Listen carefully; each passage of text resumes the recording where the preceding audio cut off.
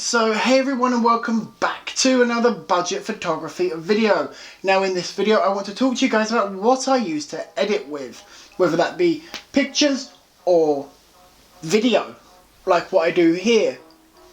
Do I use a laptop? No, I don't.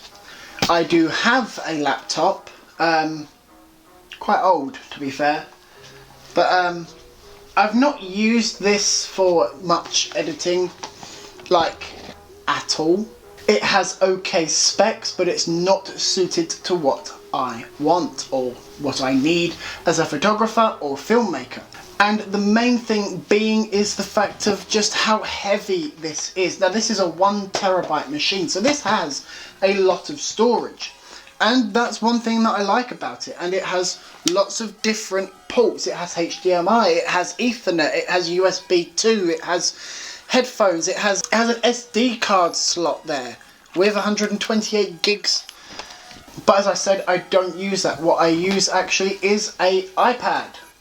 Yes, an iPad. Now this is also a fair bit old, so it is dented and damaged and really prone to fingerprints, as you guys can see. Yeah, really badly prone to fingerprints. So why do I use an iPad? I mean, they're not really very good, are they? Well, they are.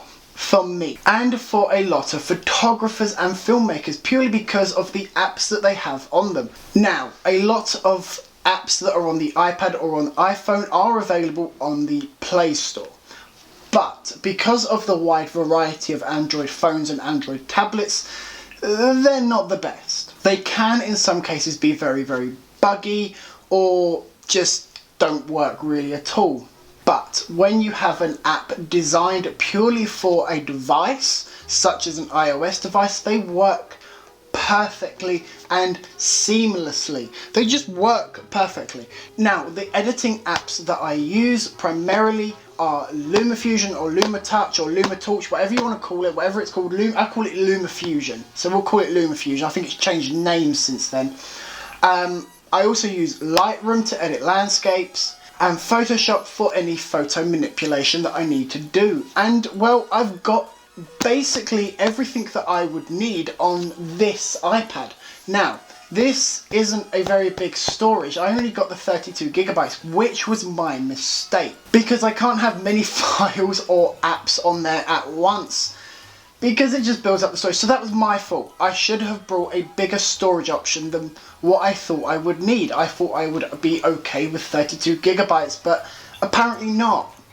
Apparently not. But that's okay, because I pay for so many different online storages, it's a lot easier. So I currently pay for Google Drive and Lightroom within my photography packaging. I get 200 gigabytes roughly of storage on Adobe, and I get 2 terabytes of storage on Google Drive. So everything is backed up to the cloud as soon as I'm finished. So once I'm finished filming this video, I will back it up to the cloud and then I will edit off of the card. So that basically no matter what, I have some kind of file somewhere. And that did actually come in handy, the fact that I back everything up straight to my cloud recently.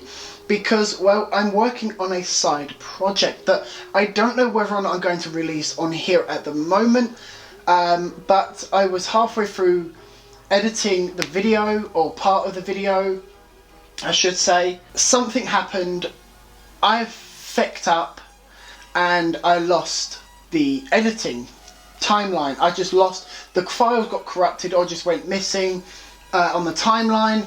Anyway, the files are okay, so I've just got to sit down and re-edit, which is an inconvenience, but at least I've not lost the footage, and it's still kind of in order because I systematically order everything out on my Google Drive, so everything is backed up and exactly where it should be. Now, one of the biggest reasons that I brought an iPad is because of its size. I mean, look how thin that iPad is in comparison to this laptop. It's just, yeah, it's ridiculous how thin it is. so it means it can fit in my bag without taking up much room. I also pay each month for a data plan, so which means I get about 5 gigabytes worth of data when I'm out, which means I can immediately back up to the cloud even if I'm out shooting outside. So that's really good to have as well. Whereas on my laptop, while yes, I can back everything up to the hard drive, if something happens to that, I've lost my footage. Yeah, I mean, I could back it up to the cloud as well, like I can with this, but that doesn't have a SIM card.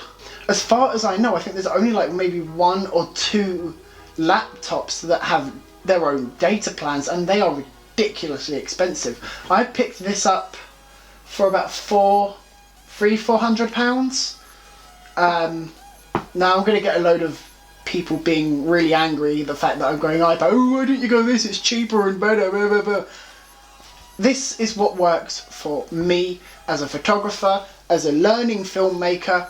I enjoy the experience of iOS. Yes, I have an Android phone, and yes, I am an iOS fan. I'm not gonna lie, I am.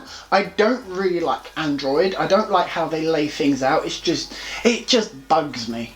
Anyway, so yes, take it with however you want. That is what I use, and that is what I'm going to be using in the foreseeable future. Anyway guys, thanks for joining me in this video, and I hope to see you in the next one.